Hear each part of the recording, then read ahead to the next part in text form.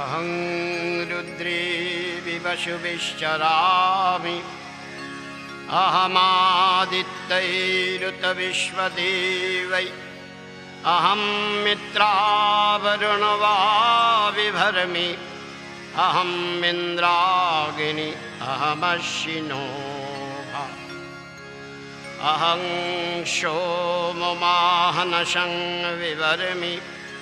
अहं त्वष्ट्यारमुतपुषनं भगम् अहं दधामि द्रविणं भविष्यति शुप्राब्धि यजमानाय शृण्वति अहं राष्ट्री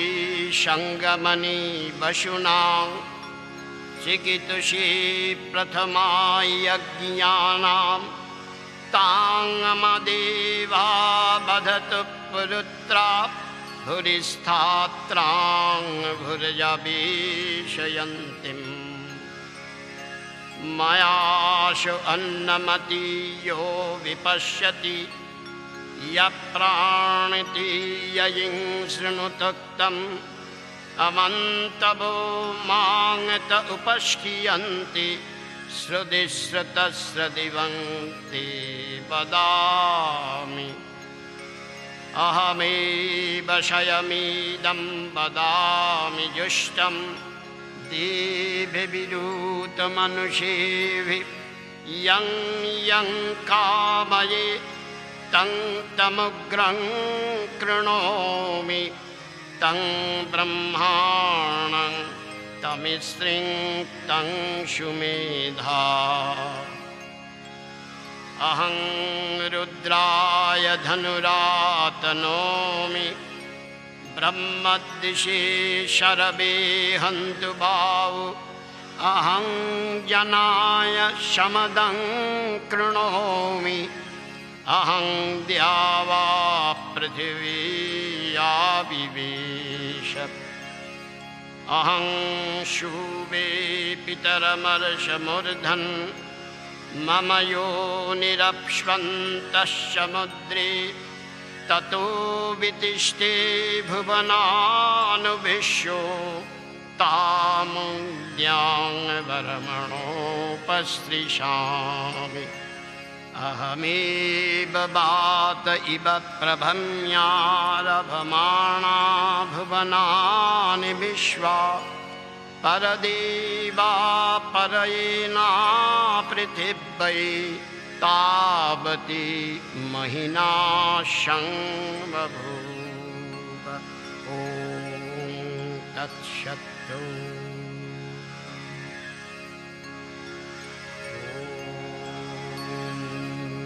नमः चण्डिकायै ॐ जयत्वं देवी चामुण्डी जय भूतापहारिणी जय सर्वगती देवी कालरात्रि नमस्तुते जयन्ती मंगला काली भद्रकाली कपालिनी दुर्गा शिवा क्षमा धात्री स्वाहा स्वधा नमस्तुते मधुकैटभविध्वंसी विधात्री वरदे नमः रूपं देहि जयं देहि यशो देहि दिशो जहि महिषासुरनिर्नाशि भक्तानां सुखदे नमः रूपं देहि जयं देहि यशो देहि दिशो जहि धम्रनेत्रवधे देवी धर्मकामार्थदायिनी रूपं देहि जयं देहि यशो देहि दिशो जहि रक्तबीजवधे देवी चण्डमुण्डविनाशिनी रूपं देहि जयं देहि यशो देहि दिशो जहि निशुम्भ शुम्भ निर्नाशि त्रैलोक्यशुभदे नमः रूपं देहि जयं देहि यशो देहि दिशो जहि वन्दिताग्नियुगे देवी सर्वसौभाग्यदायिनी रूपं देहि जयं देहि यशो देहि दिशो जहि अचिन्तरूपचरिते सर्वशत्रुविनाशिनी रूपं देहि जयं देहि यशो देहि दिशो जहि नतिव्यः सर्वदा भक्ता चापर्णे दुरितापहे रूपं देहि जयं देहि यशो देहि दिशो जहि स्तुवद्भो भक्तिपुष्पं त्वां चण्डिके वधिनाशिनी रूपं देहि जयं देहि यशो देहि दिशो जहि चण्डिके सततं युद्धे जयन्ती पापनाशिनी रूपं देहि जयं देहि यशो देहि दिशो जहि देहि सौभाग्यमारोग्यं देहि देवि परमसुखं रूपं देहि जयं देहि यशो देहि दिशो जहि विदेहि देवि कल्याणं विदेहि विपुलां श्रियं रूपं देहि जयं देहि यशो देहि दिशो जहि विदेहि दिशतां नाशं विदेहि बलमुच्चकै रूपं देहि जयं देहि यशो देहि दिशो जहि शुरासुरशिरोरत्न निगृष्टचरणाम्बुजे रूपं देहि जयं देहि यशो देहि दिशो जहि विद्यावन्तं यशस्वन्तं लक्ष्मीवन्तं च मां कुरु रूपं देहि जयं देहि यशो देहि दिशो जहि देवी प्रचण्ड दोर्दण्ड दैत्यदर्पनिषूदिनी रूपं देहि जयं देहि यशो देहि दिशो जहि प्रचण्ड दैत्यदर्पगणे चण्डिके प्रणताय मे रूपं देहि जयं देहि यशो देहि दिशो जहि चतुर्भुज चतुर्वक्त्र संस्तुते परमेश्वरी रूपं देहि जयं देहि यशो देहि दिशो जहि कृष्णेन संस्तुते देवी शश्वतभक्ता सदाम्बिके रूपं देहि जयं देहि यशो देहि दिशो जहि हिमाचलसुतानाथ संस्तुते परमेश्वरी रूपं देहि जयं देहि यशो देहि दिशो जहि इंद्राणिपति सद्भाव पूजिते परमेश्वरी रूपं देहि जयं देहि यशो देहि दिशो जहि देवी भक्तजनद्याम दत्यानन्ददयम्बिके रूपं देहि जयं देहि यशो देहि दिशो जहि भर्यां मनरमां देहि मनोवृत्तनुसारिणीं रूपं देहि जयं देहि यशो देहि दिशो जहि तारिणी दुर्गसंसार सागरस्याचलद भवे रूपं देहि जयं देहि यशो देहि दिशो जहि ईदं स्तोत्रं पठित्वात् महास्तोत्रं पठिन्नर सप्तशतीं समराध्य वरमापनति दुर्लभम्। ॐ नमः शन्निकावै। ॐ मार्कण्डेय उवाच। ॐ यद्गुह्यं परमं लोके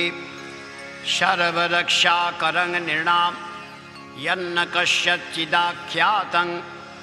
तन्मे ब्रूहि पितामह। ब्रह्मवाच अस्ति गुज्यतमं विप्र सर्वभूतोपकारकं दिव्यास्तु कवचं पुण्यं तत्शृणुष्य महामुने। प्रथमं शैलपुत्रीति द्वितीयं ब्रह्मचारिणी तृतीयं चन्द्रघण्टेति कुष्माण्डेति चतुर्थकं पंचमं स्कन्दमातेति षष्ठं कात्यायनी तथा सप्तमं कालरात्रीति महागौरीति षष्ठमं नवमं सिद्धिदात्री च नवदुर्गा प्रकीर्तिताः।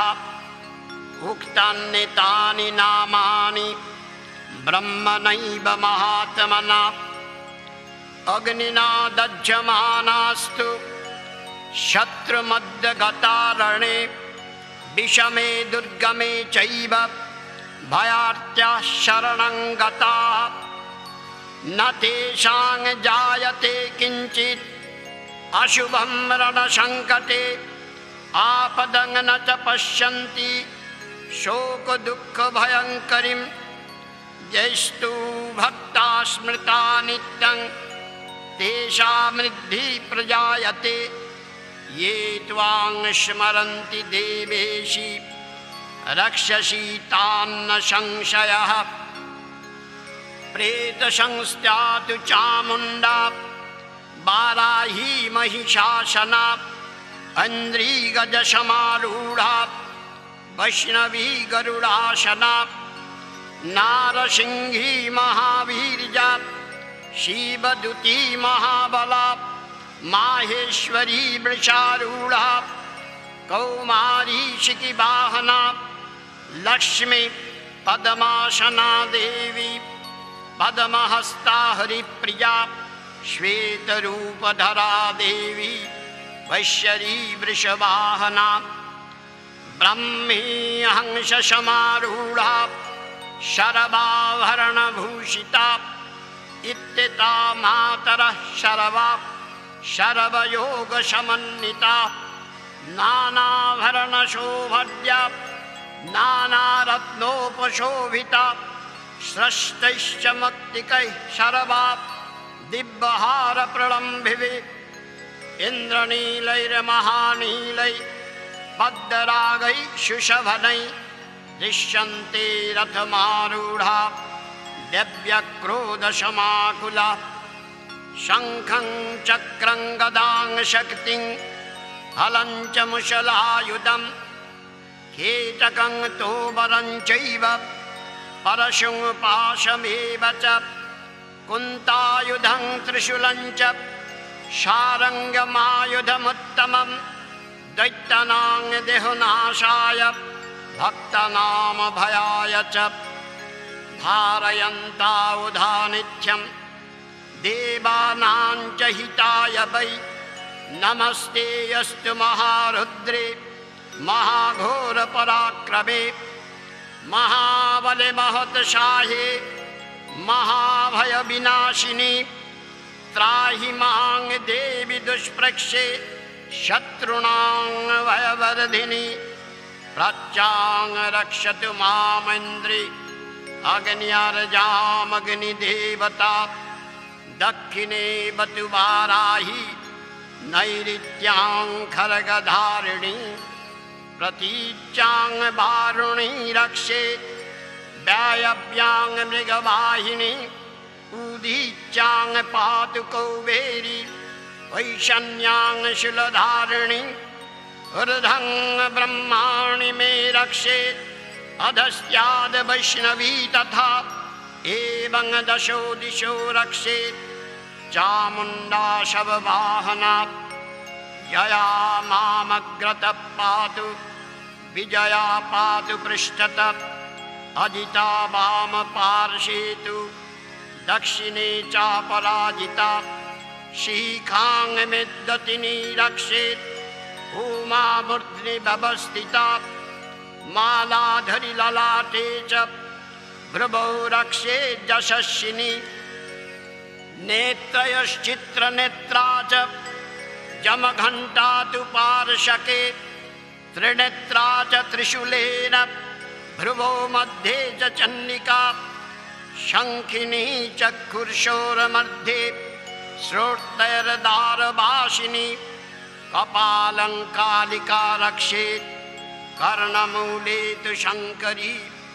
नासिकायां सुगन्धा च उत्तरस्थे च चर्चिका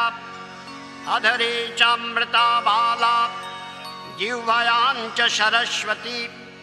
दन्तान् रक्षतु कौमारी कण्ठदेशे तु चण्डिका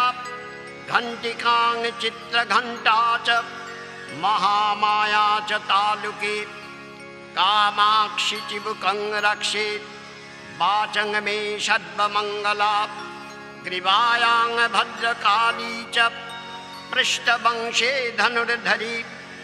नीलग्रीवा बहिष्कण्ठे नलिकां नलकूबरी स्कन्दयो खर्गिणी रक्षेत् बाहू मे व्रजधारिणी हस्तयोर्दण्डिनी रक्षेत् अम्बिका चाङ्गुलीषु च नखान् शूलेश्वरी रक्षेत् कुक्षौ रक्षेत् नरेश्वरी स्तनौ रक्षेत् महादेवी मनःशोकविनाशिनी हृदये ललिता देवी उदरे शूलधारिणी नभौ च कामिनी रक्षेत्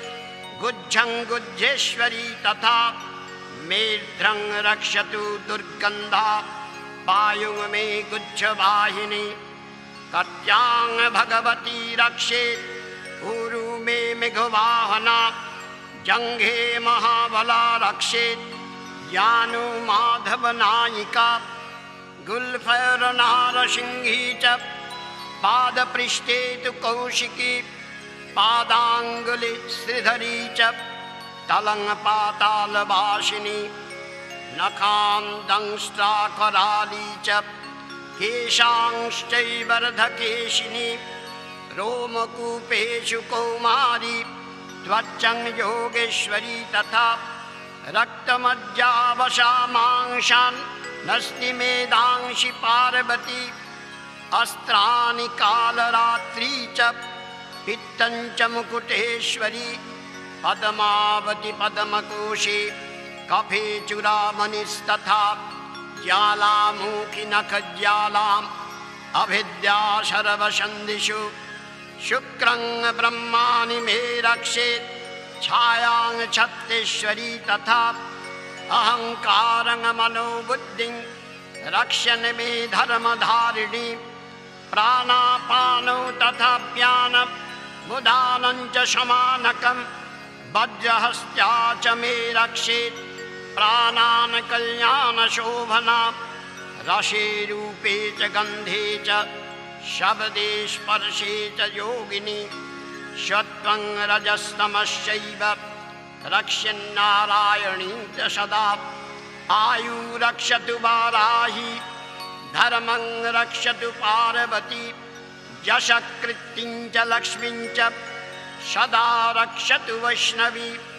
गौतमिन्द्राणि मे रक्षेत् प्रसून् रक्षेत् च चण्डिका पुत्रान् रक्षेत् महालक्ष्मी वर्यां रक्षतु भैरवी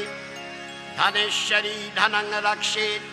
कौमारी कन्यकां तथा पन्थानं सुपथा रक्षेत् मार्गं स्खेमंस्करी तथा राजद्वारे महालक्ष्मी विजया सर्वतः स्थिता रक्षाहीनं तु यत्स्थानं वर्जितं कवचेन तु तत्सर्वं रक्ष मे देवी जयन्ती पापनाशिनी सर्वरक्षाकरं पुण्यं कवचं सर्वदा जपेत् इदं रहस्यं विपर्येत् भक्त्या तव मयोदितं पादमेकं न गच्छेत्तु यदिच्छेच्छुभमात्मनः कवचेनावृतो नित्यं यत्र यत्रैव गच्छति तत्र तत्रार्थलाभश्च विजयः सार्वकालिकः यं यं चिन्तयते कामं तं तं प्राप्नोति निश्चितं परमश्चर्यमतुलं प्राप्स्यते भूतले पुमान् निर्भयो जायते मर्त संग्रामेश्च पराजितः त्रैलोक्ये तु भवेद् पूज्य कवचेनावृतः पुमान् इदं तु दिव्या कवचं देवानामपि दुर्लभं यः पठेत् प्रयतो नित्यं त्रिसन्ध्यं श्रद्धयान्वितः दैविकला भवेतश्च त्रैलोक्ये चापराजितः जीवेद वर्षशतं साग्रम् अपमर्त्युविवर्जितः नश्यन्ति व्याधयः सर्वे लूता विस्फुटकादयः स्थावरं जङ्गमं चैव कृत्रिमं चैव यद्विषम् अभिचारिणि सर्वाणि मन्त्रयन्त्राणि भूतले भूचरा हेचराश्चैव कुलजाश्च पदेशिका सहजा कुलजा माला डाकिनी शाकिनी तथा अंतरिक्षचरा घोरा डाकिन्निश्च महारवा ग्रहभूतपिशाचाश्च यक्षगन्धर्वराक्षसा ब्रह्मराक्षसवेताला कुष्मण्डा भैरवादयः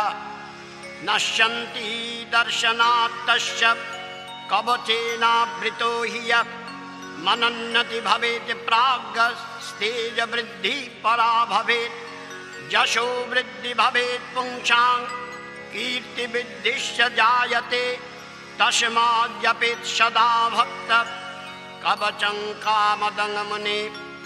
यपेत् सप्तशतीं चण्डीं कृत्वा तु कवचं पुरा निर्विघ्नेन भवेत् सिद्धि चण्डीजपसमुद्भवा यावद् भुवन्मण्डलं धत्ते सशैलवनकाननं तावत् तिष्ठति मेदिन्यां सन्तति पुत्रपौत्रिकी देहान्ते परमं स्थानं शूरैरपि सुदुर्लभं प्राप्नोति पुरुषो नित्यं महामाया प्रसादतः तत्र गच्छति गत्वाशो पुनश्चागमनं नहि लभते परमं स्थानं शिवेन समतां व्रजे।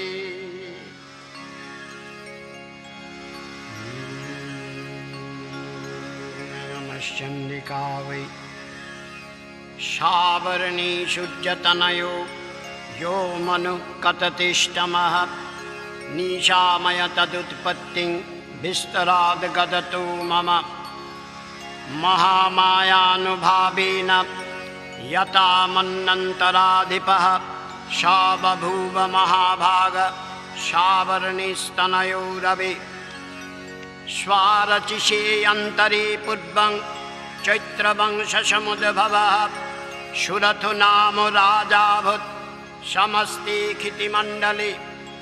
तस्य पालयतः सम्यक् प्रजापुत्राणि पौरशान् बभवो शत्रवो भूपा कोलाविध्वंसिनस्तदा तैषतैरभवद् युद्धम् अति प्रबलदण्डिना नुन्नैरपि शतैर्युद्धे कोलाविध्वंसिभिर्जितः ततः पुरमायातो निजो देशाधिपोऽभवत् आक्रान्तस्य महाभागस्तैस्तदा प्रबलारिभिः अमात्यैर्बलिभिर्दुष्टैः दुर्बलस्य दुरात्मभिः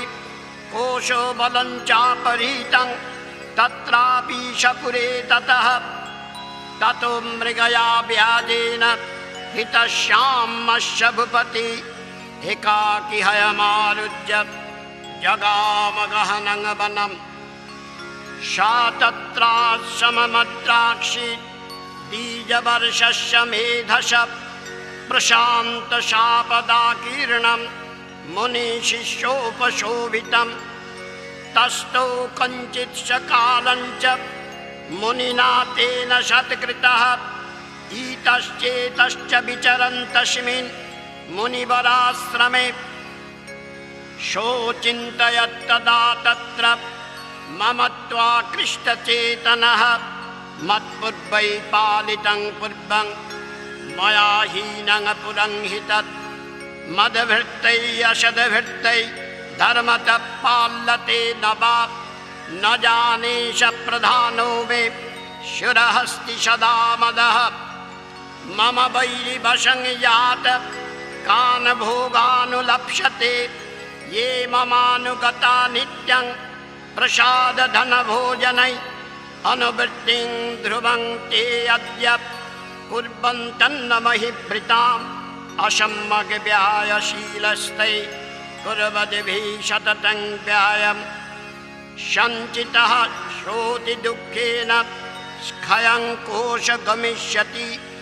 एतच्चान्नच्च सततं चिन्तयामास पार्थिवः तत्र विप्रासमाभ्यासे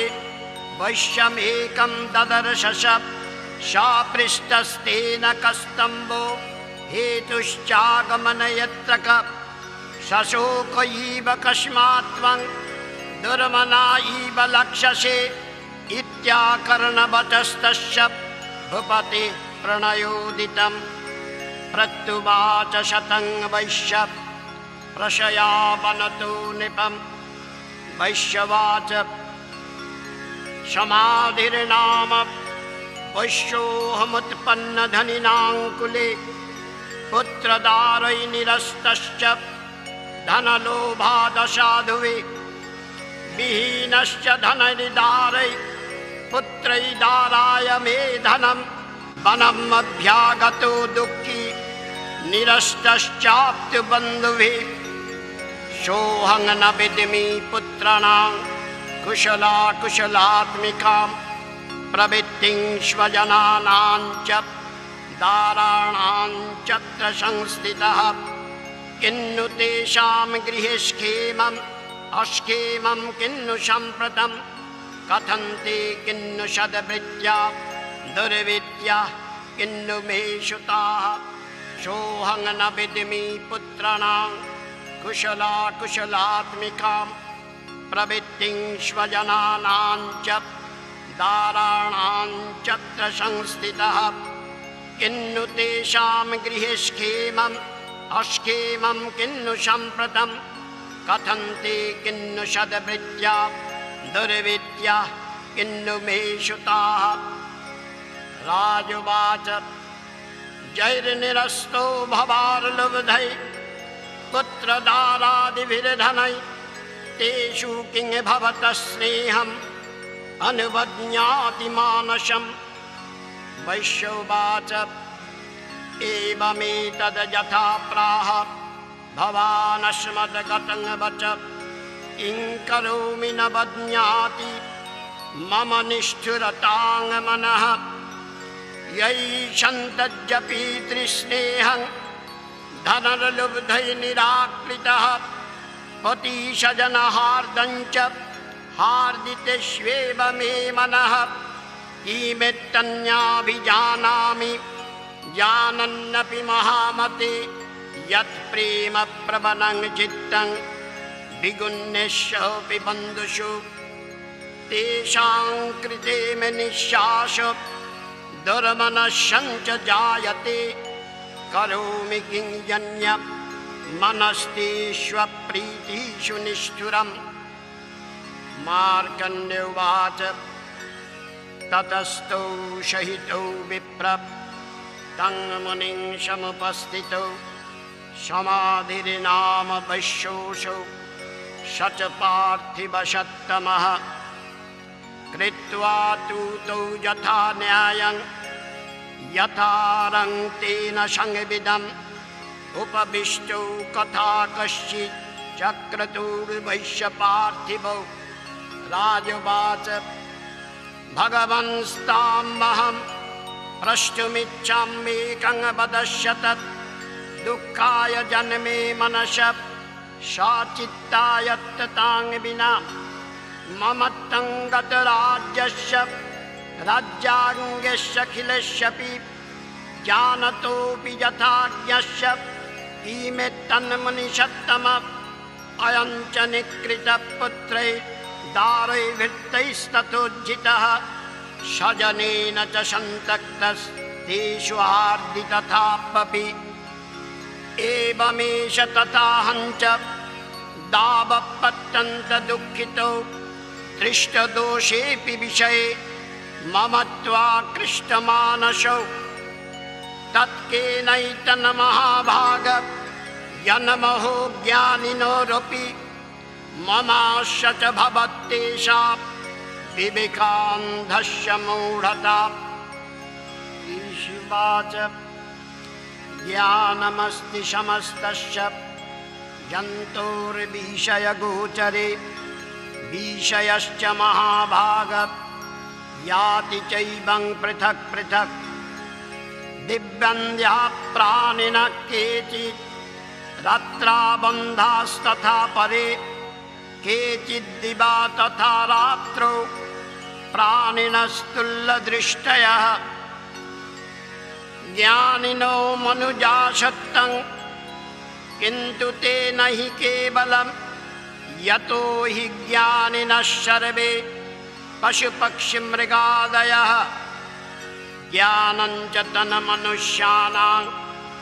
यत्तेषां मृगपक्षिणां मनुष्याणां च यत्तेषां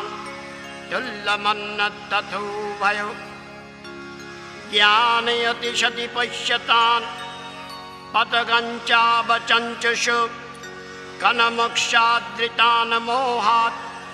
विद्यमानानपि स्खुदा मनुजा मनुजव्यघ्र शाभिलाषा श्रुतान् प्रति लोभाद् प्रत्युपकाराय नम्बिते किं न पश्यसि तथापि ममतावर्ते मोहगर्ते निपातिता महामाया प्रभावेण संसारस्थितिकारिणा तन्यत्र विषयकार्यो योगनिद्रा जगदपते महामाया हरश्चत्तत् तया संगमुच्यते जगत् ज्ञानिनामपि चेतांसि देवी भगवती ही सा बलदाकृष्य मोहाय महामाया प्रयच्छति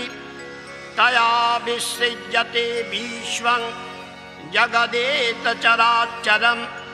शैषा प्रसन्ना वरदा नृणां भवति मुक्तये सा विद्या परमा मुक्तिर्हेतुभूता सनातनी संसारबन्धहेतुश्च स्वैव सर्वेश्वरेश्वरी। राजोवाच भगवन् काहिषा देवी महामायेति यां भवान् प्रभृति कथमत्पुण्या सा कर्माश्चाश्च किं द्विजः यत्स्वभावा सा देवी यत्स्वरूपा यदुद्भवा तत्सर्वं श्रोतुमिच्छामि तत्तु ब्रह्मविदां वर। ऋषिवाच नित्यैव सा जगन्मूर्तिस्तया सर्वमिदं ततं तथापि तत् समुत्पत्तिर्बहुधा श्रूयतां मम देवानां कार्यसिद्धार्थम् आविर्भवति सा यदा उत्पन्नेति तदा लोके सा नित्यप्यभिधीयते योगनिद्रां यदा विष्णु जगति कारणभिकृते आस्तिर्यशेषमभजत् कल्पान्ते भगवान् प्रभु तदा दावशुरो घोरो विख्यातौ मधुकैटभौ विष्णुकर्णमलुद्भूतौ हन्तुं ब्रह्माणमुद्धतौ शनाभिकमले विष्णु स्थितो ब्रह्मा प्रजापतिः दृष्ट्वा तावशुरो घोरो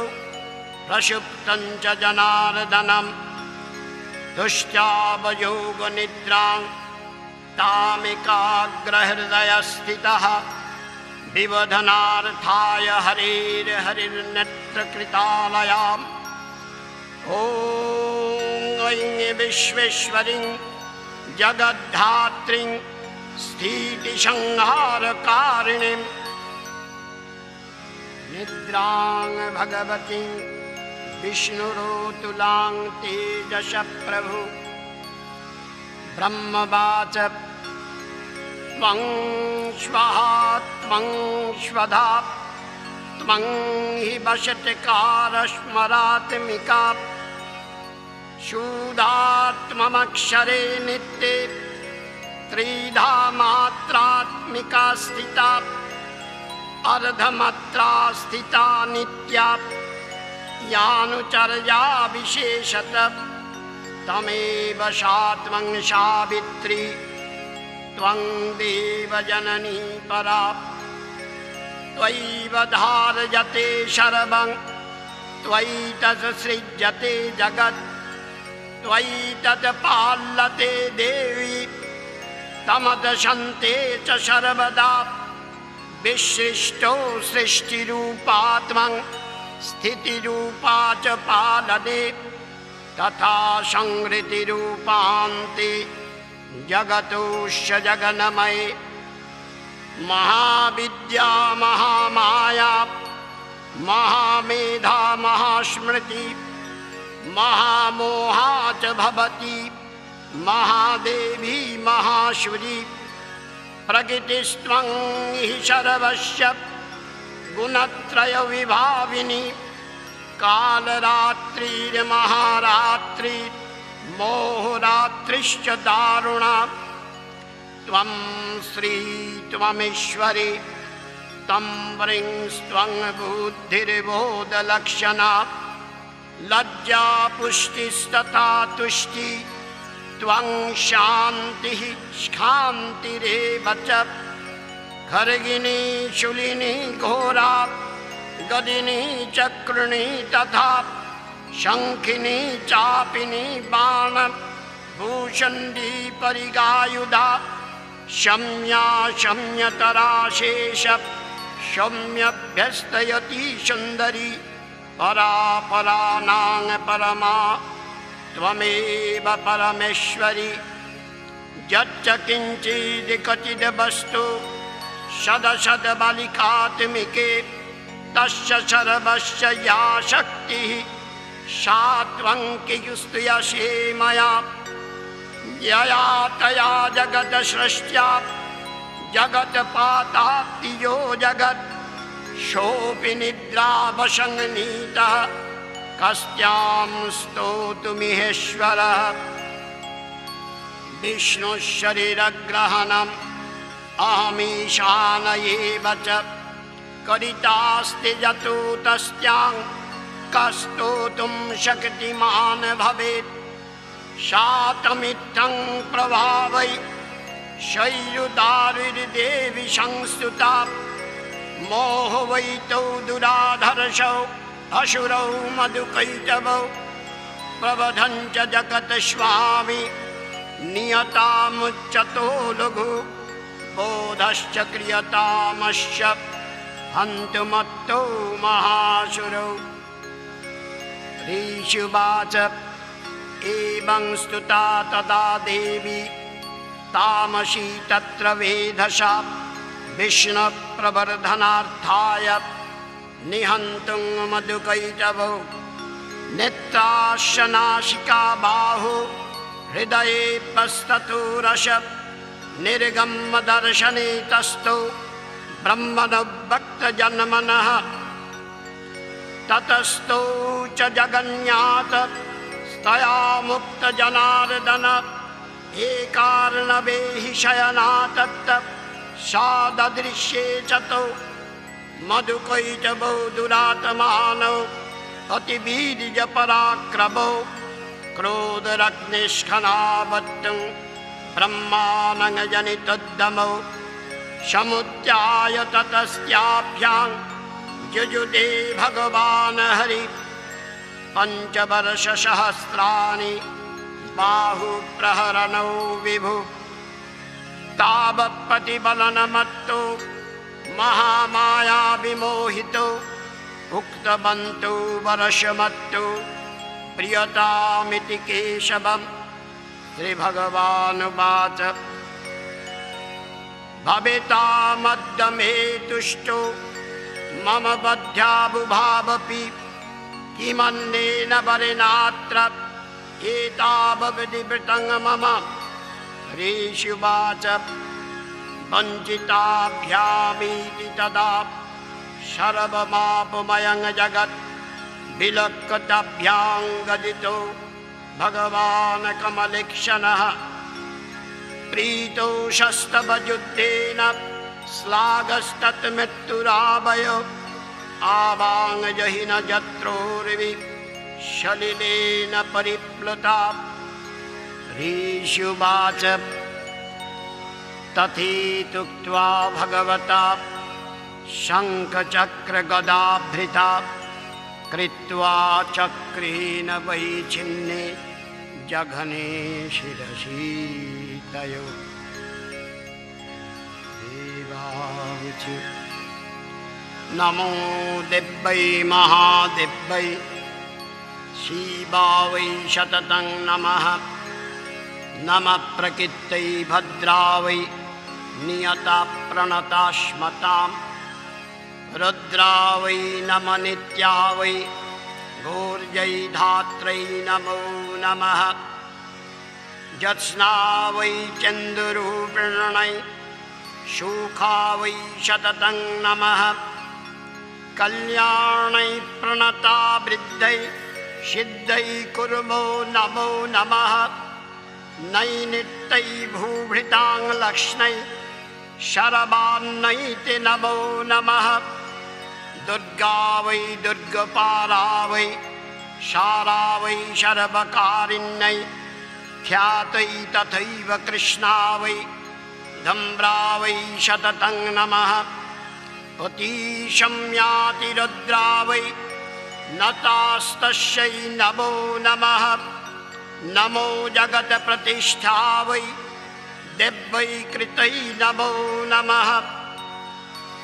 या देवी सर्वभूतेषु विष्णुमायेति शब्दिता नमस्तस्यै नमस्तस्यै नमस्तस्यै नमो नमः। या देवी सर्वभूतेषु चेतनित्यविधीयते नमस्तस्यै नमस्तस्यै नमस्तस्यै नमो नमः। या देवी सर्वभूतेषु बुद्धिरूपेण संस्थिता नमस्तस्यै नमस्तस्यै नमस्तस्यै नमो नमः। या देवी सर्वभूतेषु निद्रारूपेण संस्थिता नमस्तस्यै नमस्तस्यै नमस्तस्यै नमो नमः। या देवी सर्वभूतेषु स्फुधारूपेण संस्थिता नमस्तस्यै नमस्तस्यै नमस्तस्यै नमो नमः। या देवी सर्वभूतेषु छायारूपेण संस्थिता नमस्तस्यै नमस्तस्यै नमस्तस्यै नमो नमः। या देवी सर्वभूतेषु शक्तिरूपेण संस्थिता नमस्तस्यै नमस्तस्यै नमस्तस्यै नमो नमः। या देवी सर्वभूतेषु तृष्णारूपेण संस्थिता नमस्तस्यै नमस्तस्यै नमस्तस्यै नमो नमः। या देवी सर्वभूतेषु शान्तिरूपेण संस्थिता नमस्तस्यै नमस्तस्यै नमस्तस्यै नमो नमः। या देवी सर्वभूतेषु जातिरूपेण संस्थिता नमस्तस्यै नमस्तस्यै नमस्तस्यै नमो नमः। या देवी सर्वभूतेषु लज्जारूपेण संस्थिता नमस्तस्यै नमस्तस्यै नमस्तस्यै नमो नमः। या देवी सर्वभूतेषु शान्तिरूपेण संस्थिता नमस्तस्यै नमस्तस्यै नमस्तस्यै नमो नमः। या देवी सर्वभूतेषु श्रद्धारूपेण संस्थिता नमस्तस्यै नमस्तस्यै नमस्तस्यै नमो नमः। या देवी सर्वभूतेषु कान्तिरूपेण संस्थिता नमस्तस्यै नमस्तस्यै नमस्तस्यै नमो नमः। या देवी सर्वभूतेषु लक्ष्मीरूपेण संस्थिता नमस्तस्यै नमस्तस्यै नमस्तस्यै नमो नमः। या देवी सर्वभूतेषु वृत्तिरूपेण संस्थिता नमस्तस्यै नमस्तस्यै नमस्तस्यै नमो नमः। या देवी सर्वभूतेषु स्मृतिरूपेण संस्थिता नमस्तस्यै नमस्तस्यै नमस्तस्यै नमो नमः। या देवी सर्वभूतेषु दयारूपेण संस्थिता नमस्तस्यै नमस्तस्यै नमस्तस्यै नमो नमः। या देवी सर्वभूतेषु तुष्टिरूपेण संस्थिता नमस्तस्यै नमस्तस्यै नमस्तस्यै नमो नमः। या देवी सर्वभूतेषु मातृरूपेण संस्थिता नमस्तस्यै नमस्तस्यै नमस्तस्यै नमो नमः। या देवी सर्वभूतेषु भ्रान्तिरूपेण संस्थिता नमस्तस्यै नमस्तस्यै नमस्तस्यै नमो नमः। इन्द्रियाणाम् अधिष्ठात्री भूतानां चाखिलेषु जा भूतेषु सततं तस्यै व्याप्ति दिव्यै नमो नमः। चीतिरूपेण या कृष्णम् एतद्व्याप्तस्थिता जगत् नमस्तस्यै नमस्तस्यै नमस्तस्यै नमो नमः। स्तुतासुरैः पूर्वम् अभीष्टसंश्रयात् तथा सुरेन्द्रेण दिनेषु सेविता करतु शानशुभहेतुरीश्वरी शुभानि भद्रान्न भिहन्तु चापदः। या सम्प्रतं चोद्धतदैत्यतापित्तैरश्म्याभिरीशा च शूरैर्नमस्यते। या च स्मृता तत्क्षणमेव हन्ति न शरवारपदो भक्तिवृणं ममोरितिभिः। देवी प्रपन्नारति हरे प्रसीद प्रसीद मातुर्जगतोऽखिलस्य प्रसीद विश्वेश्वरी पाहि विश्वं त्वमीश्वरी देवी चराचरस्य। आधारभूता जगतस्तमेका महेश्वरूपेण यतस्थितासि अपांस्वरूपा स्थितया तवैतत् आप्यायते कृष्णम् अलङ्गवीर्ये। त्वं वैष्णवीर्शक्तिरनन्तवीर्या विश्वस्य बीजं परमासि माया सम्मोहितं देवि समस्तमेतत् त्वं वै प्रसन्या भुवि मुक्तिर्हेतु विद्या समस्यास्तव देवि भेदा स्त्रियः समस्या सकला जगत्सु त्वयिकया पूरितं मम वै तत् का ते स्तुति स्तव्यपरा परोति सर्वभूता यदा देवी सर्गमुक्तिप्रदायिनी त्वां स्तुता स्तुतये वा भवन्तु परमुक्तयः सर्वस्य बुद्धिरूपेण जनशरीरि संस्थिते स्वर्गारपवर्गदे देवी नारायणी नमस्तुते कलाकष्ट्यादिरूपेण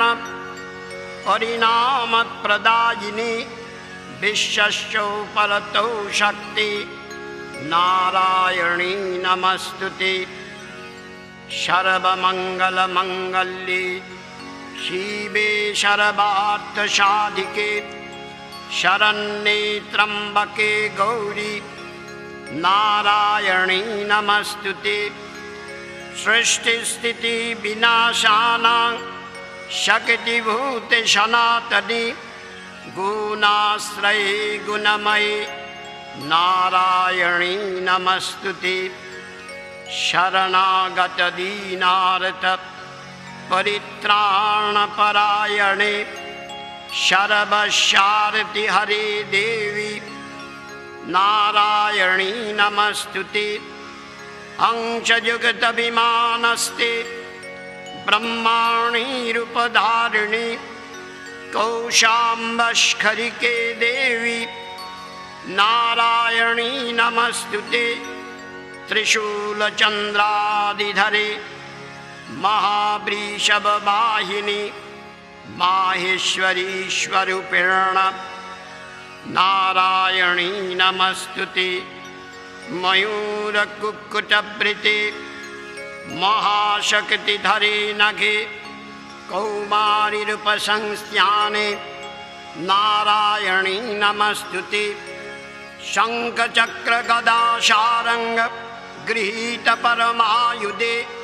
प्रसीद वैष्णवीरूपे